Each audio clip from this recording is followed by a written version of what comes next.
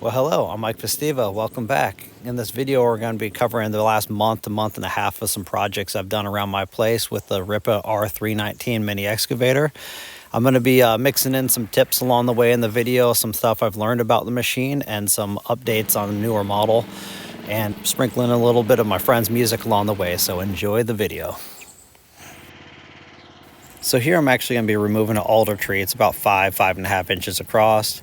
It's one of those things that I just wanted to get rid of the whole tree with the stump and all, instead of just cutting it down and letting the stump rot.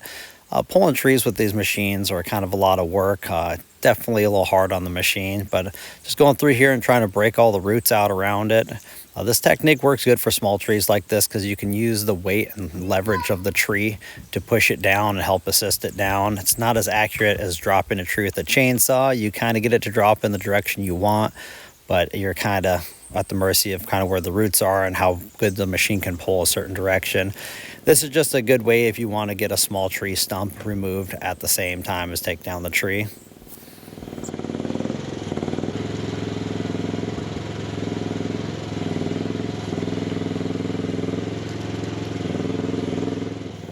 So you can see these little machines for even 13.5 horsepower. They have plenty of power even with the front blade down. If you hook it under a root or a stump, it'll definitely start lifting the back end of the machine down if you're not easy on the controls.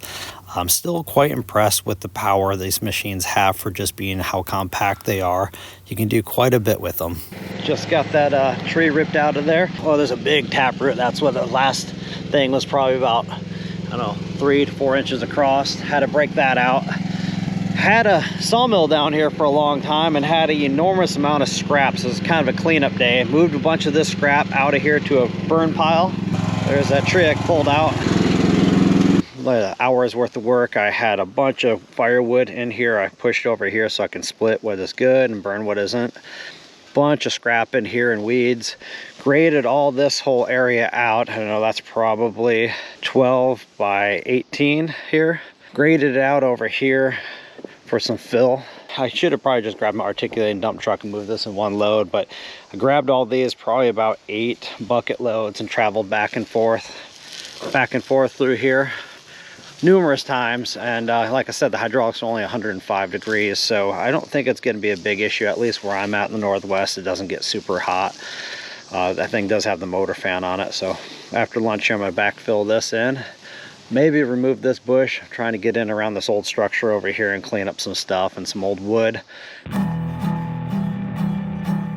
So the reason I went into a little bit more detail, the heat of the hydraulics and the traveling, I had a subscriber mention to me recently he ordered a Typhoon, I think it was, a mini excavator, and he said he really likes it. Feels like the build quality is pretty good, but he says he doesn't travel very far at all and the hydraulics come up really hot.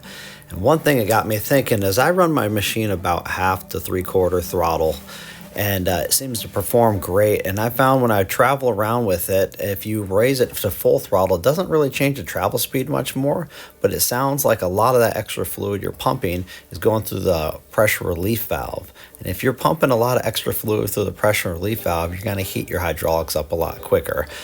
So that's something to kind of consider. I've always just ran my machine about 1/2 to 3/4 throttle because it makes plenty of power. It does what I needed to do, but I noticed the travel speed didn't increase much after a certain point. I think there's only so much fluid you can push through those little lines to those motors.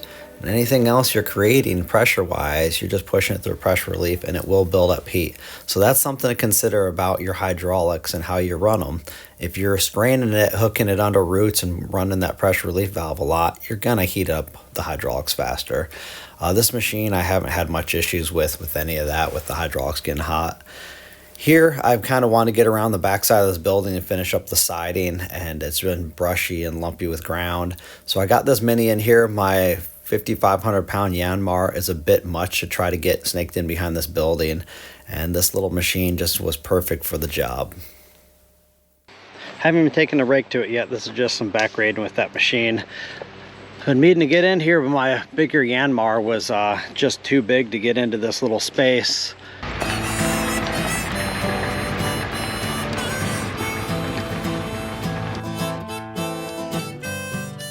Alright, load the Mini up and hauled it out for a little gravel path project. I don't recommend loading and unloading the back of a truck, even if with heavy ramps. You're a lot better off with a tilting trailer, something that sits a lot lower. There's just a lot of opportunity for a disaster hauling one of these things like this. I've been running machinery for years, so I feel a bit comfortable, but I don't recommend doing it. So I've had a few subscribers that picked up these machines since my original video. They mentioned just in the last 6 months this exact same model has had some option upgrades. Mine, you'd have to take the seat off and fill up. A little awkward to get down there. See that red lever right next to the seat? That's a power cutoff. Right next to that, they actually put a fuel cap with a gauge on it, relocated the whole gas tank, added some heat ducting shrouds to keep the engine bay even cooler. And one of the better options, I think, are they actually got rid of the handles, the levers to control the blade and the thumb, and they put them down on the floorboard for foot controls. I think that's a big improvement. I kind of wish I had that on mine. One weird thing, though, Rippa decided to take away this crossbar brace. It's probably one of the simplest things you could add to it by just welding like some 3/8 bar stock across there. But I'm not really sure why they pulled that option. So right here, there's a trail that goes down. There's old stumps and stuff stuck here. It's pretty narrow, maybe 2 feet max. I want to widen it out. Over here I got some roots. These are some living trees, so I'm going to cut this down over here and build this up with a little log retaining wall. Rotten stumps here and here I'm going to pull out. It's an old dead log down in the ground here. So one thing before we start cutting this path I want to point out is, see, I'm coming off this gravel embankment with a rotted log. I dropped my blade and dropped my bucket down for the tip forward like that. Just works as an added stabilizer having that out in front of you, and it just keeps the machine a little more stable for anything. It doesn't take much of a grade going straight up and down a grade for these things to feel really rocky and tippy. It's just something to be advised to kind of be cautious about and use that bucket and blade as a stabilizer. Now back to starting to work on this trail here. That ripped that little rotted stump out of that duff ground, which is really soft. Very easy. Popping another one out. Again, this comes right out with just 1 or 2 pulls with the machine on this soft soil, and they're kind of rotted up roots, but that would have probably been 20 minutes per stump at least with the pickaxe and shovel. So definitely saves the back and saves you a bunch of time. We get in a few other stumps down below that come out easy, then get into one that's definitely in some hardpan soil. Took a little bit more work, but what you can do with these machines right here, I'm unearthing another stump, popped it out pretty quick.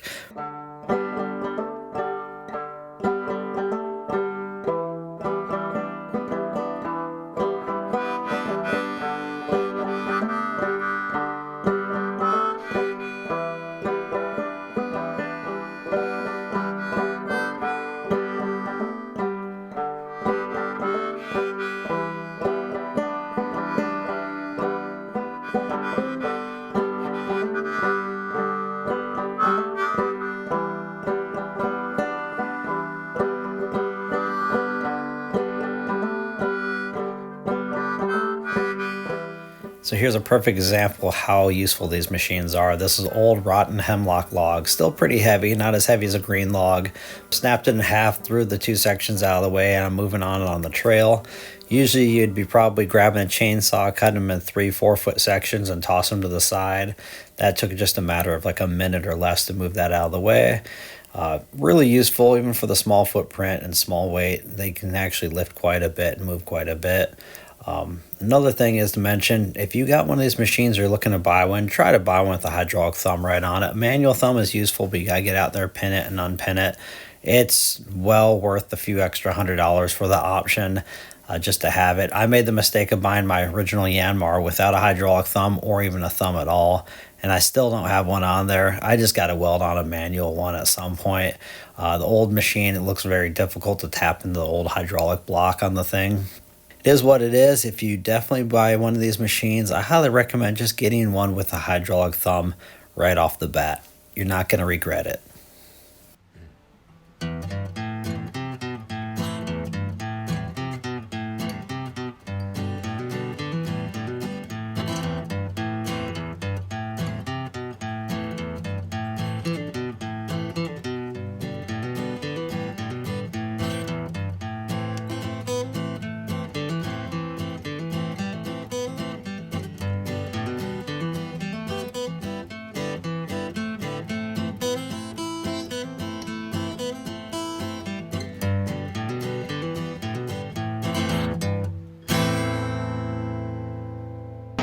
Got a bunch of stumps and bits throughout the trail here. There's a pretty good sized one I want to get rid of. Had a hard time backing out of here. There's a root on this tree. I'm not trying to remove it, or this one, and it would just slip to the side, but I got enough fill in here. Once I get gravel, it'll be fine. I'm waiting on a load of gravel, about 5 yards coming in.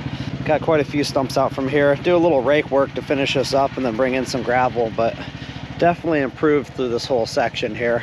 So this old hemlock stump, I think was cut about a year ago. It's about 6 or 7 inches across, but it's mixed with a lot of roots from existing trees around it, so we're gonna try to pop this out.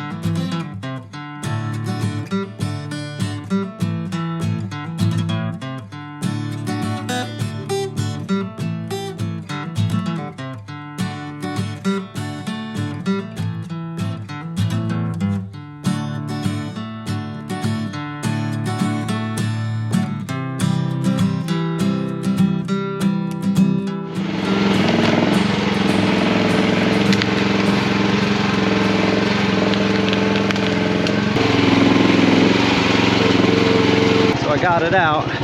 As you guys know, digging stumps with these little machines are extremely hard on them. They're great for digging dirt, but this stump especially, because it was just wrapped in amongst other hemlock roots, so it took a lot to break out. And I said it was cut about a year ago, so it's pretty fresh still, but I got it out and it was in hardpan kind of clay. So I'm gonna backfill this hole, clean up the roots.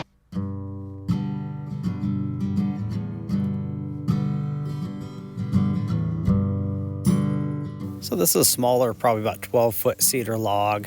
Not crazy giant, but still lifts that thing a lot better than I can. It's been sitting there for a long time, and that thing just picks it up right out of the way. Here I'm moving some of the small bits of underbrush, some ferns, and some things to the side to replant later. And then just gonna clean up all this old scrap and bark and tree branches here and level this area out, push everything to the downhill side and bring in a little dirt and terrace it just slightly.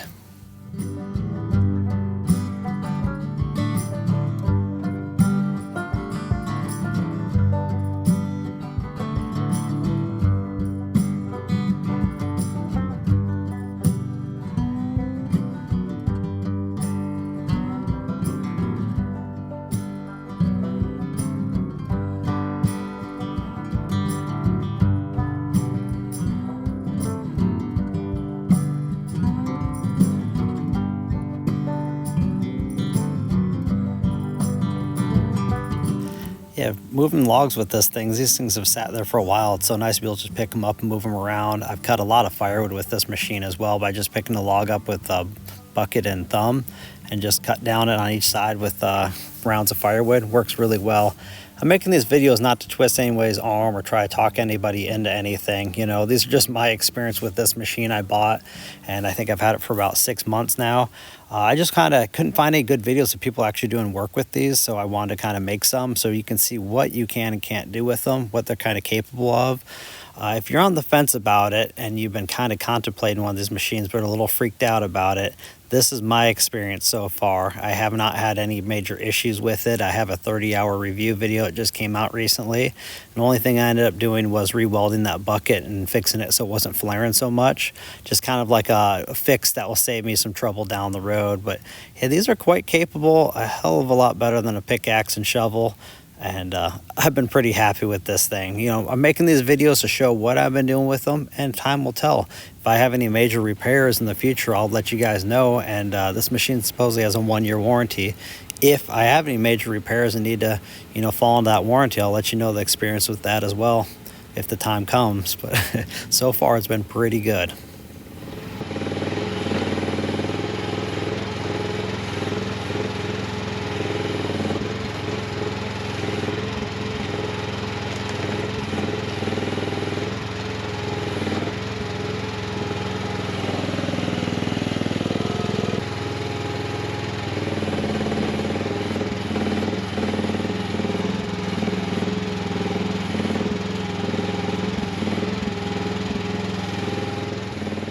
Well, so far the little mini's been awesome. Hasn't missed a beat.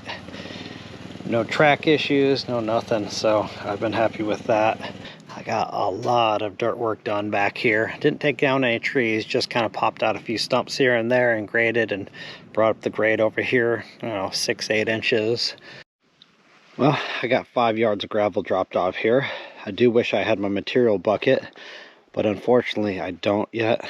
So I'm going to try my best. Either I'm going to start bringing this down with just a small bucket, just load it up in a wheelbarrow, and wheel it down. Saves me the shoveling still. So.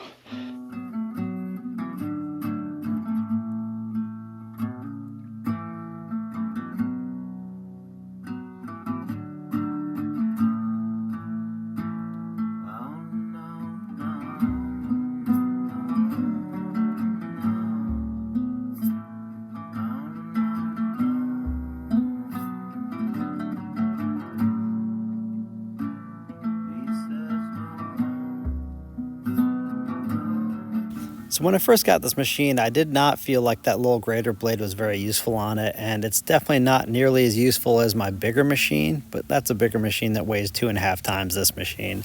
Much bigger, wider, and stronger. But you get quite a bit done as long as you work in its limitations. I have no problem working with it. It's not the most nifty for back grading, just because the blade is very short, close to the tracks, and it will kind of plow some of the material back around behind and push it into the tracks.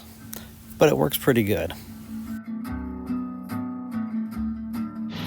So in just about an hour, I dumped probably over 20 wheelbarrow loads, 3 scoops per load. Try and take it easy. I felt like last time I hand shoveled and wheelbarrowed a yard of soil, I felt some pain down here on the side. I've been feeling that for years, so I'm trying to avoid a hernia. So this is the stuff I back graded before. I'm gonna come through here and smooth this all out again. And I do find that you got to be a little gentle on the gravel, because pulling gravel into the tracks is a no-no. I heard a lot of people on Facebook groups popping tracks and splitting them apart. So pushing, I think, is pretty good for gravel, not making super abrupt turns, making gentle turns, and back grading to a minimum, because when you back grade a lot, it builds up here and starts to push into the tracks. So as it starts to push into the tracks, it's a no-go. So definitely want to not have to replace the tracks on here. So if you are working in gravel with any of these mini skid steers or excavators, definitely don't swing super sharp in it, because it just plows the gravel in. And if you do got gravel in it, I recommend putting down the blade, spinning the machine over, picking up the other side of the bucket, lifting the tracks off the ground, clean out anything you can with like a stick or anything, and then run them freely up in the air until all the gravel's out of it. If you get in a bind, just stop. Don't jam it through.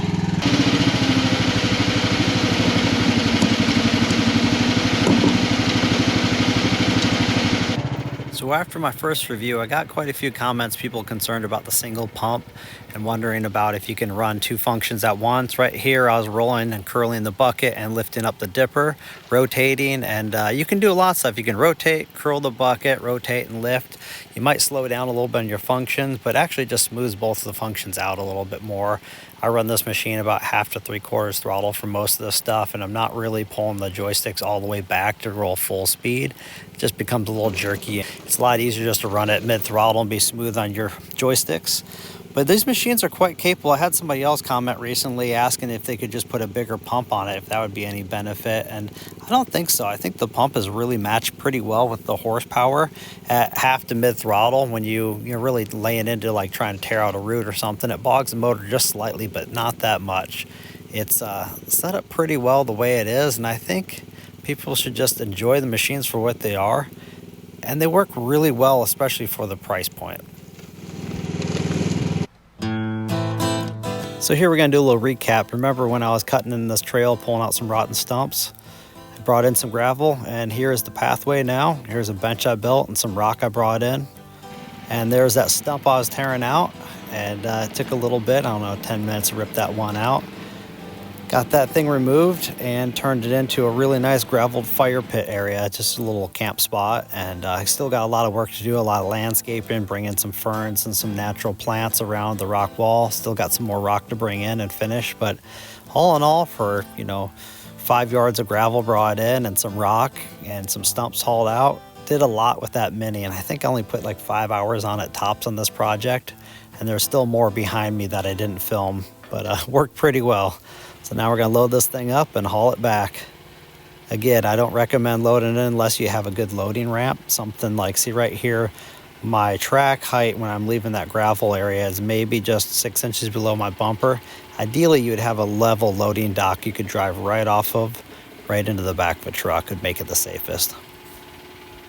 Well, I hope you enjoyed the video. If you did, give it a thumbs up and consider subscribing. Even hit the notification. YouTube doesn't seem to notify most of my subscribers.